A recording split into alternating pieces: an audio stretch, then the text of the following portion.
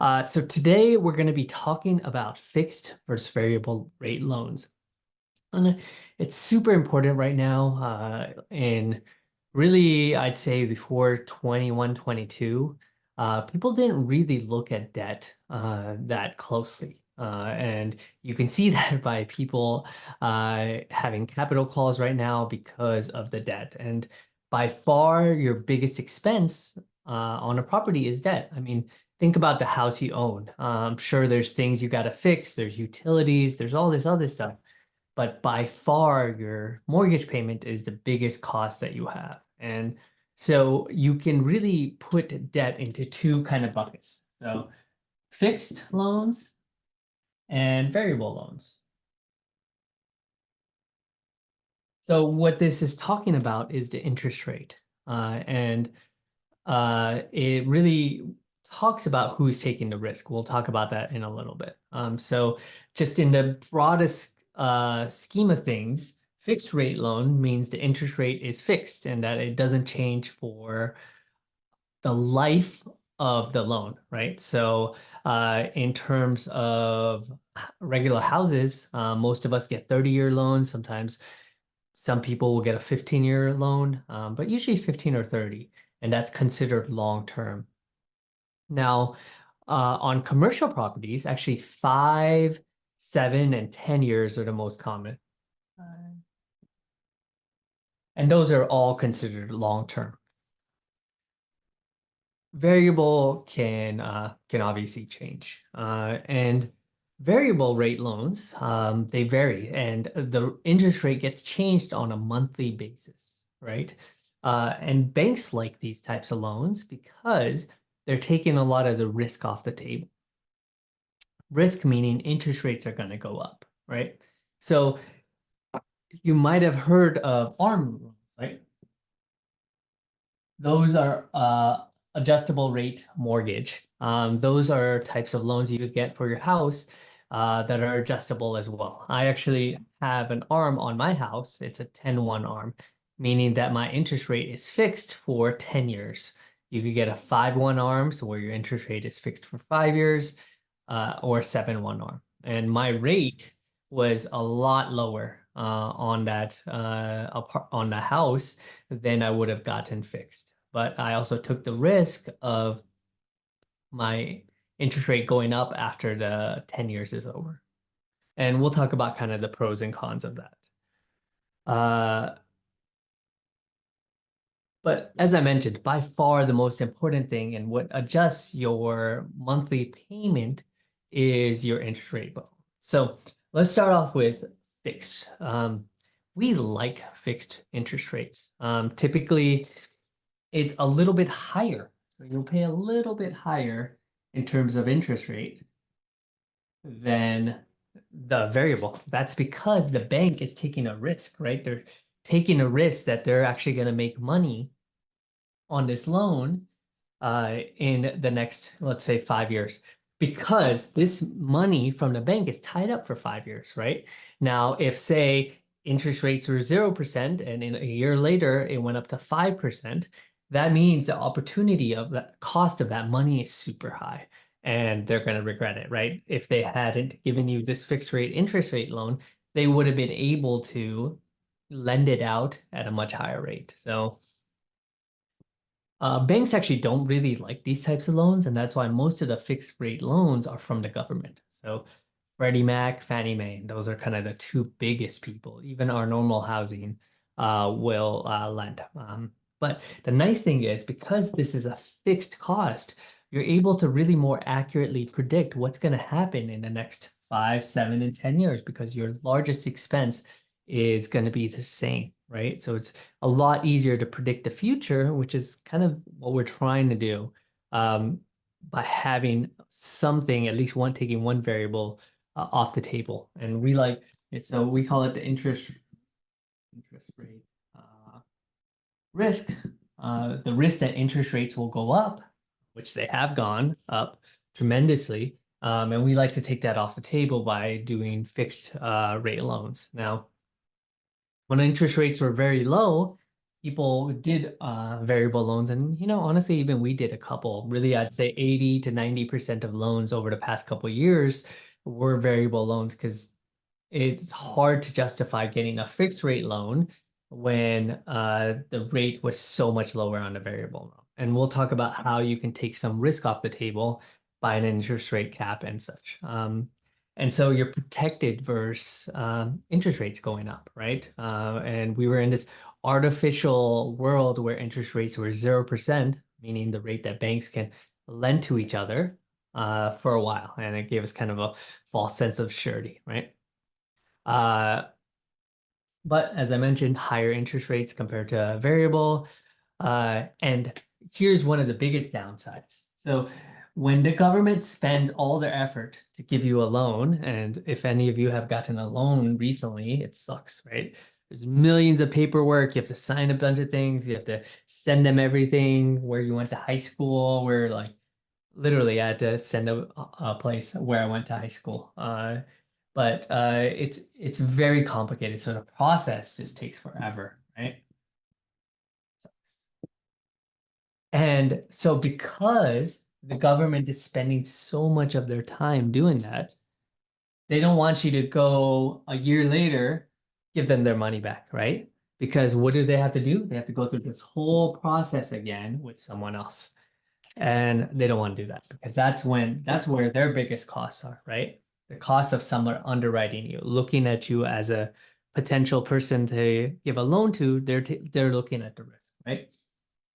So how do they prevent you from giving them their money back, right? Because if you have an opportunity to sell in a year for a crazy price, you're going to want to do it. But they disincentivize you by charging you a prepayment penalty. That's pretty healthy. It could be millions of dollars depending on how large your loan is. There's another thing called deficiency, and I'm not going to try to spell that. Deficiency. And what that means is that you have to take the money that you would have given them, put it into something that's very safe, like a CD or a treasury bond, and keep giving them money from your returns. So basically, they really, really don't want you to give your money back. So when people invest with us and we do 5-year fixed loans, I tell them only invest the money that you don't need for 5 years because we almost always will be in the deal for 5 years. Now, have I heard of people, we haven't done it. Have I heard of people selling early because the price they got offered was so high they were able to pay the prepayment penalty? I have. And this penalty goes down every year. So after year one, super high because they really don't want their money back. After year four, the prepayment's a lot lower because they've had this loan for 4 years. They might be willing to take the money, right? So now here are variable loans, and you can see most people have converted to fixed loans because there's just so much interest rate risk, right? So here we are in early to mid 2023, 24, and people have been talking about interest rates dropping for the past 6 months, right? And it hasn't happened. And probably will have some type of drop this year, but we're not going to be anywhere close to where we were in 2020, right? So interest rates are going to be really high. So, and potentially if inflation gets worse, interest rate might even go up. So there is still a lot of interest rate risk. So if we're able to take something off the table in terms of risk, we really like that.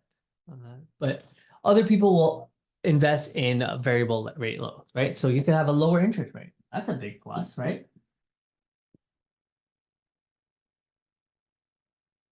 So if this is your largest expense and you're able to lower that on a monthly basis, that's a big win, right? There's a lot more companies that will lend this to you. So here is mostly really the government, right? And they're very strict with who they'll lend to. This is like, just random banks. And they're a lot more flexible. They're also quicker. Anyone that's done anything through the government, they know that it takes forever, right? But the downside is your rate gets reassessed on a monthly basis. So if the Fed raises the interest rates historically, like they have in the past 14 months or about 20 months, then you're in for a lot of pain. So I've seen people's interest rates go from 3% to over 9%. And I don't care how good your property is, there's nothing that survives that large of an increase. So I can tell you my house that I live in, I have a currently 2.37% rate, right? And my interest payment is about $6,000.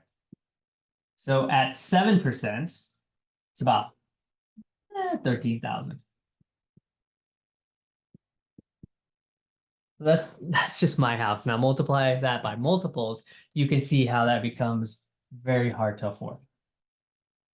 Now, there's an insurance product called an interest rate cap,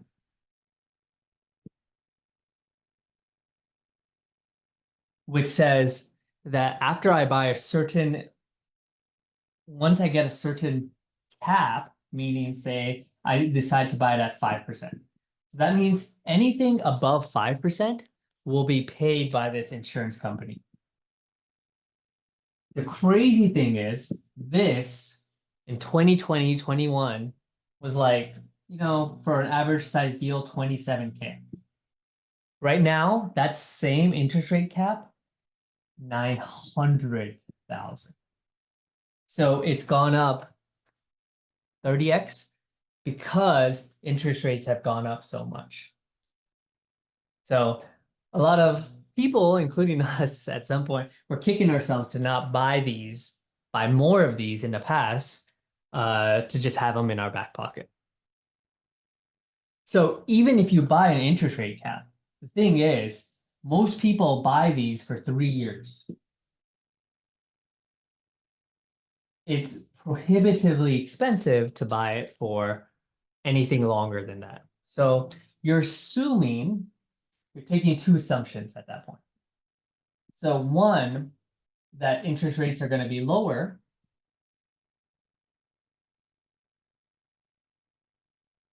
In 3 years. So you can buy a new cap, right? So it doesn't make sense to buy a longer cap right now, because when interest rates drop, you'll be able to buy a cheaper interest rate cap, or two, you sell the property. Now, this is what everyone did in 2022, 2023, 2021. And so we could see interest rates aren't lower. No one could sell the property, right? We're seeing very few properties actually exchange hands right now. And so what's happening? People are doing capital calls, right? Because something that they budgeted, 30K for, now is costing 900. Or unfortunately, some people are even giving their keys back or closure.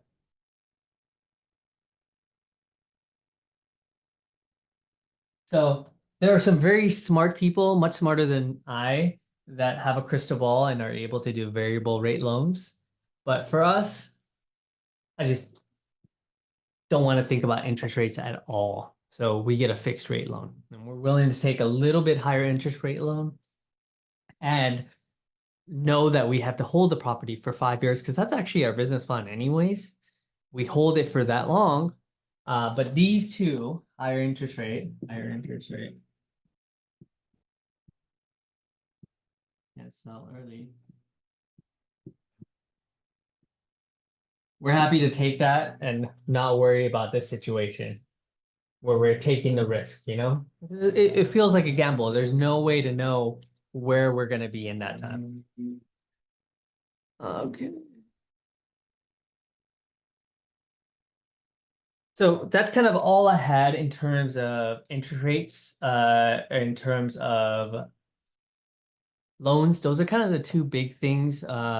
you can get and then the other thing to really worry about is the term, right? So typically the fixed will be 5, 7, 10. The variable will be 3, and then you could do a +1 +1, or you could have anywhere from 5 to 10. So they have longer ones, but it's variable. But which ones a lot of people will get, well, they'll get a 3 + 1 + 1. When I first saw those, I was like, oh, cool. I have 2 guaranteed extensions, but you actually have to meet criteria to get that extension. And that criteria is pretty high. So you got to meet something called LTV, debt yield. I'm not going to really go into those. That could be a next lecture. But those extensions are very difficult to get when the market sucks, which is what a lot of people are running into. And fortunately, people have been able to get loan modifications for their deals, but this is another reason why people have had to inject capital into their deals, or worse, had to go into foreclosure. So if you've seen, and please feel free to put any questions that people have on debt. But if you've seen Sunrise on Chandler, which is our newest deal, we are actually benefiting from this.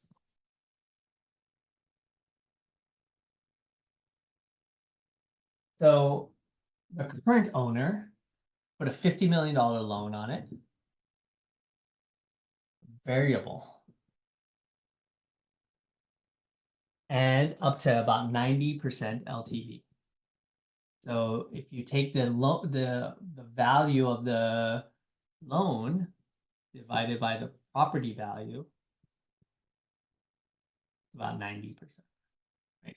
So typically when we buy a house, right, we'll put down 20%. So that means our LTV is 80%, because the debt on the property is only 80%, right? And typically when we buy properties, our LTV is in the 60s or the 70s.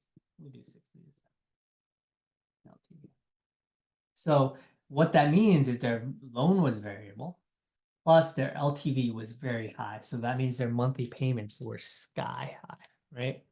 So, and this was a New York institution, a bank, so they knew what they were doing. But, for some people, it actually makes sense to really take some gambles because they probably have other parts of their portfolio that are very safe.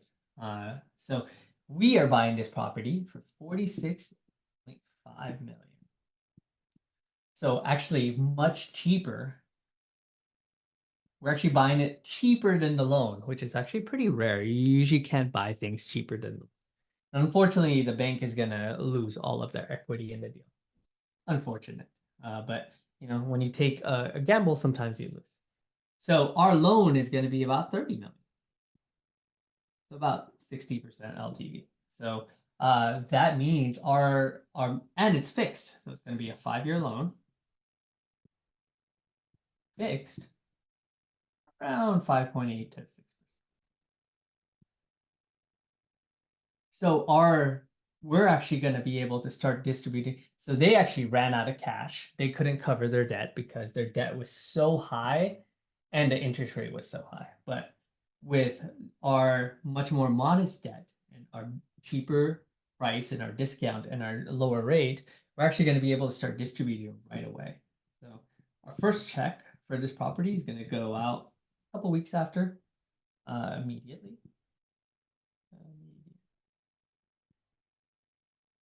I need like a spell check for immediate spell check for my whiteboard. And then we're expecting about 3.5 to 5.5%. So in terms of cash. So better than a CD that you can get right now. Plus you'll be gaining equity. So in total, after 5 years, including the cash we give you, we're expecting about a 1.8 to 2x your money. So if you put in, let's say 100,000, we expect in total to get you 180 to 200. I think that's pretty good, especially in this market.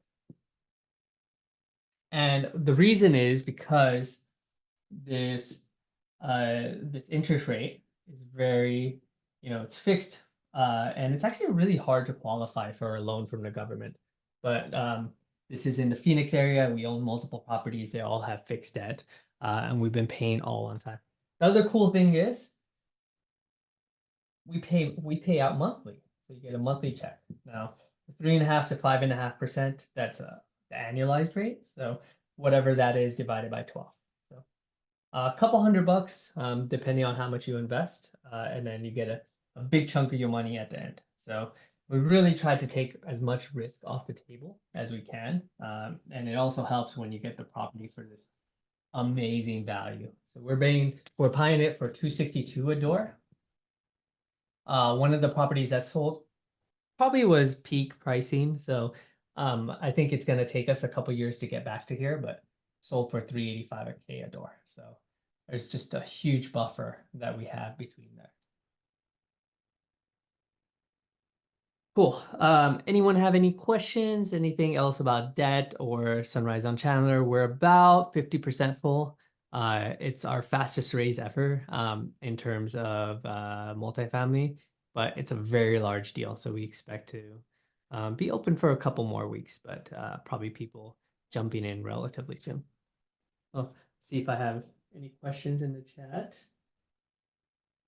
Think of any other debt things that I have thought of. Oh yeah. So I know some people have had to do capital calls or are contemplating capital calls. A lot to think about is, what is the future? How are they going to solve this? Are they going to is the value going to be much better? Are they buying a new interest rate cap? What are they going to do with them? Because sometimes people will ask me, okay, so this loan might suck right now. Why don't you just jump into this loan? But you can't get high leverage on this because the government is extremely conservative. So they will only lend you up to 75% LTV. So most people on the variable loans want to do higher than that because leverage juices your returns, but it's a two-sided sword. So even though it juices your returns, it also increases the risk a lot, which was fine in the early 2020s when everything was hot. You could throw your money at any syndication and it would make you 2x in a couple years. But now things have changed pretty much everywhere. It's really hard to find a good investment. So that's why we've really tried to take as much risk off the table by getting a fixed rate loan. Because you can actually make the argument, hey, Pranay, the Fed says a drop in interest rates. Wouldn't it make sense to get a variable loan right now since interest rates are at its highest, and in a couple of years we'll refinance into another loan? Now, that might make sense, and I know some people doing it, but you're still taking a lot of risk. We have no idea, right? Fed said that inflation was transitory, that they've never increased interest rates more than 2% in a year historically, right? But it went 5.25% in a year in about 14 months. So even though people say something, you have no idea. So we personally don't want to take that gamble, right? It's a very large gamble. And a lot of times syndicators will want to hit a home run or a grand slam because they make way more money. The difference between a 15 IRR and a 20 IRR, for them, they're making a lot of money. But for us, we're happy to take a lower IRR if we're taking risk pretty much off the table. So this deal of ours is about a 14 to 16 IRR, net of fees, so after all our fees. And we think that's pretty good in this market. Much better than the stock market, much better than bonds, treasury bonds. And we're giving a pretty good cash on cash. So by trying to take as much risk off the table, and that's really important to us. Okay, so Drew, thank you, Cynthia. So Cynthia, we invest in all of our own deals. I can tell you pretty much every dollar I earn goes into our deals. And I used to invest in other people's deals, but I've been kind of burned in the past. So Ascent really started as a way for us to have access to the best deals and to bring it to other physicians and dentists and pharmacists. And then now we can really throw our weight around. We can ask for better terms. We are actually very actively involved. So this deal, Sunrise on Chandler, I should probably put the name on here. You know, I appreciate that most of our audience is doctors, so then they're not going to complain about my handwriting. Uh, Sunrise on Chandler. Shoot, I lost my train of thought. I lost my train of thought now. It'll come back to me. Okay. So, but yeah, we're investing in this deal. And oh yeah, there it was. So the structure of this deal, and it's important to ask kind of what is your role in the deal. So we are co-GPs. And really, and unfortunately that term has really been diluted. But we're actively running this deal. So we are on weekly phone calls. We are walking the property ourselves a month. Our names are on this loan. You know, this super expensive $30 million loan has the name Pranay on it. Me, me, Peter, and or Peter, Myth, and I. All our names are on that loan. So if you're investing in a deal and you're talking to someone and be like, hey, is your name on the loan? Right? We have talk about skin in the game, right? Especially being on a loan that's by the government, they don't play around. We are heavily involved, and not just investing, but putting our name on the loan and really running this deal. So I think that's important to ask if you're talking to other syndicators or other people, like, what is your actual role? What are you doing? Don't let them be like, oh yeah, you know, I do investor relations. Anyone can do that, but figure out like, what is your role?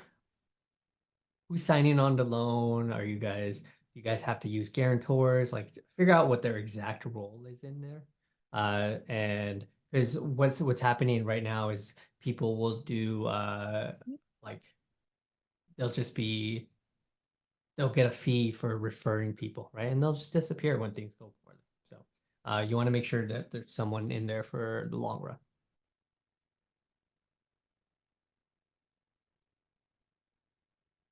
What is the property value you are looking? So we are looking to sell it kind of around here. So Sunrise on Chandler.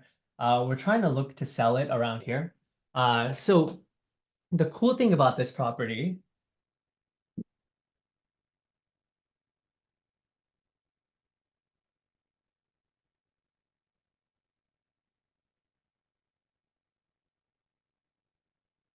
the cool thing about this property is it's 11% renovated. So because they ran out of money, because all of their money, all the renovation budget went to paying the debt. Now, when you see 11%, and I'm talking about like this is built in the 80s, so it looks like an 80s cabin. Everything's wood, the ground is wood, there's a bunch of carpet everywhere, like gross, like brown carpet. And the black appliances, right? So you would expect it to have a lot of issues with occupancy. 87% occupied. People love that place. And you'll see the pictures in the deck. The pool is really nice. Apparently, the property manager, everyone loves her. I met her. She's super bubbly. So the property is extremely well run. However, one thing to look at, and I didn't really know this till I got into the business. What you can do if you're trying to sell something, what you can do to juice up the numbers is you just let anyone into the property, right? You real and not not like people that are mischievous or anything, but you just loosen your credit requirements, right? And your income levels and all that stuff. So what happens is your bad debt goes up. And bad debt is basically people that are just not paying, evictions and all that stuff. However, the bad debt on this property is basically zero. It's like a couple $100. It's like practically nothing. So to have really high occupancy with really bad debt, that means the property is run very well. And this shows us opportunity for value add. When they took over, a classic one bedroom was rented for 970. Now, after renovation, same one, about 1700. So that's the delta. And you can look at the pictures in the deck. You could go to Ascent. Here, I'll give you guys the link. AscentEquityGroup.com/deal.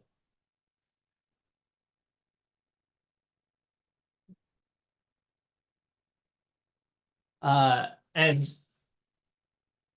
and so you can see the pictures. All the pictures in the deck are the renovated. We probably should have put some pictures of the old ones, but they're really ugly. But so there's a huge delta, but they've only been able to renovate a small percentage of the units. So that's where the improvement of value, we're not just assuming the market is going to save us, but we're assuming that by doing these renovations and continuing to run it well, that we're going to have an improvement in price and be able to sell it in the 300s. And someone has already paid this before, you know, so we feel confident that we'll be able to get there again in a couple years. So, and we have 5 years to get there. Yep. And if it doesn't happen, we'll just hold on to the property. It's going to be cash flowing 8% per year, 8-ish. So we'll just get a new loan and stick to it until we can sell the property. Okay, so last question. I'm gonna do another Q&A next week. So Zahid is asking about cap rate. So a very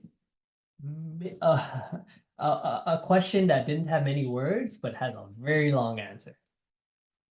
So I will try to answer this quickly. So we can go outside on this beautiful Friday. So the cap rate equals NOI, I'll explain that in a second, divided by purchase price. So this is net operating income.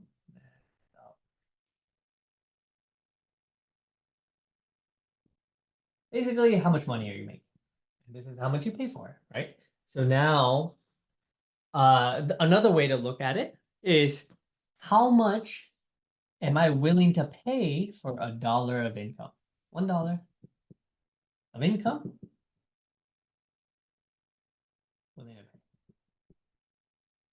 So conceptually, think about a, a, a rental property in Los Angeles. You're probably looks like 800K, right? And let's say I could rent it out for 2,500, right? That seems pretty reasonable. Now think about Detroit.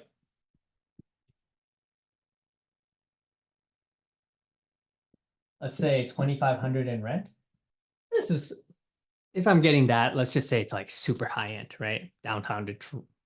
I don't know if downtown Detroit is nice, but let's just say suburb, really nice part of Detroit. But I'm probably paying 100,000, right? Maybe 200,000. I don't know what people pay things for Detroit. So for the same dollars, right? The same dollars of rent, my price I'm willing to pay is a lot different, right? So because this is a lot more stable, there's a lot more issues going on in Detroit or other places, right? This is a lot more desirable, et cetera, et cetera. So the cap rate in LA is lower, right? Because I'm willing to pay, my denominator is higher, right? Or the same, right?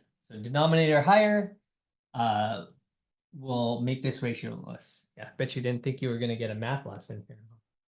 Now, on this side, the cap rate is up, right? Because my denominator is now down. So for the same NOI, denominator is down, right? So what people is what people are buying in the Phoenix area for right now is a cap rate of 5.3%. You don't have to figure out like what does this actually mean. But just know if I'm buying, right? I'd rather buy with a high cap rate, right? That means I'm paying less for the same income, right? But when I sell,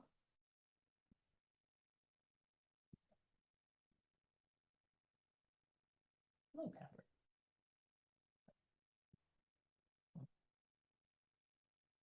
So when you buy high, sell low. So what some people do that are mischievous is they will put in a really when they sell, they put a really low cap rate, saying that people are gonna value the a dollar of income a lot more, right? So they're for the same dollar of income, they're going to be paying a lot more. So in 2020, the cap rates were extremely low because people were just gobbling up every property and overpaying, overpaying, overpaying. And then slowly, cap rates have been going up because for the same income, people have been willing to pay less. So we are buying it for a 6 cap. Right now, across Phoenix, average people are buying for 5.3 cap. So we kind of hit that, we're buying for a high cap rate. Now, typically, when you have a low cap rate, you want to assume that the market is going to be worse than it is right now when you go to sell, right? But for us, this is a historically high cap rate. We actually don't think the market, we have 5 years, we don't think the market's going to be worse. And we're actually buying for, we're buying higher than the actual cap rate. So when we sell, we think it's going to drop. We actually think it's going to be better than what we're buying at. However, there's going to be, everyone else is buying it at a 5.3. So we actually think it's going to get a little bit worse than it is right now, which is pretty hard to believe. We're in terms of real estate, it's pretty bad right now with interest rates being super high, and the Fed says they're going to drop interest rates. There's almost a direct correlation with interest rates and cap rates. Higher interest rates, higher cap rates, because people value a dollar of income less. So we're going to buy for a 6, which is higher than other people are buying for right now, and we're going to sell at a 5.5, which is lower than what we're buying at, but still higher than what it is right now. So we're basically saying that the market is going to get a little bit worse than right now, which is highly unlikely. So if it gets, and you can see this in the sensitivity analysis, it's like slide 90 something.